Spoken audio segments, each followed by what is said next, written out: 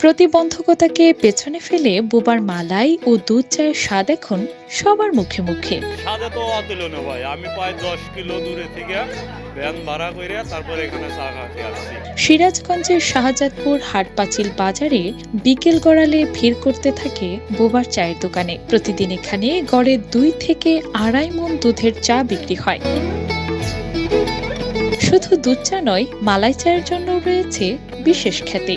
দূর দূরান্ত থেকে চা প্রেমীরা ছুটে আসে বোবার চায়ের স্বাদ নিতে। স্বাদে তো অতুলনীয় ভাই। আমি প্রায় 10 কিলো দূরে থেকে ভ্যান ভাড়া করে তারপরে এখানে চা খেতে আসছি এবং তার ব্যবহার বুবা হলেও ইশারা ইঙ্গিতে তার ব্যবহার অমায়িক। আমি মনে করি আমাদের সিরাজগঞ্জ জেলার ভিতরে তার চাটা খুব সুন্দর।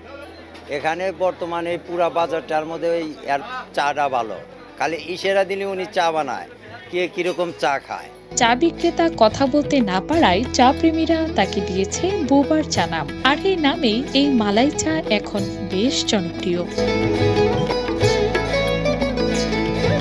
বিক্রির দিক থেকেও বোবার চায়ের দোকান এখন অন্যতম ব্যস্ততম স্থান। সারাদিন লেগে থাকে ক্রেতাদের ভিড়। হারুন নিজেই চা তৈরি করেন এবং নিজেই পরিবেশন করেন। এই চার দোকানের যে চালায় সে একজন প্রতিবন্ধী। সে এই প্রতিবন্ধী অবস্থায় এত সুন্দরভাবে একটা পরিবেশন করে। দূর দূরান্ত থেকে দেখা যায় যে উইথ ফ্যামিলি তারা চা খেতে এখানে আসে এবং তারা এখানকার আপ্যায়ন পায় বেশ খুশি হয়ে যায়। এই ভাইটা প্রতিবন্ধী ভাই, এখানে তার 2টা ছেলে 1টি মেয়ে। তাকে কেউ সাহায্য আমরা করি না, সে নিজেই এই দোকানটা নিজে একাই সে চালায়। মোটামুটি প্রতিদিন 1 থেকে 2 মণ দুধ পুরায়।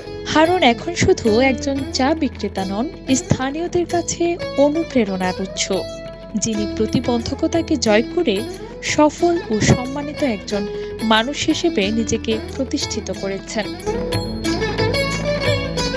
কাজী Upoma Mim, news desk, Moon Times news.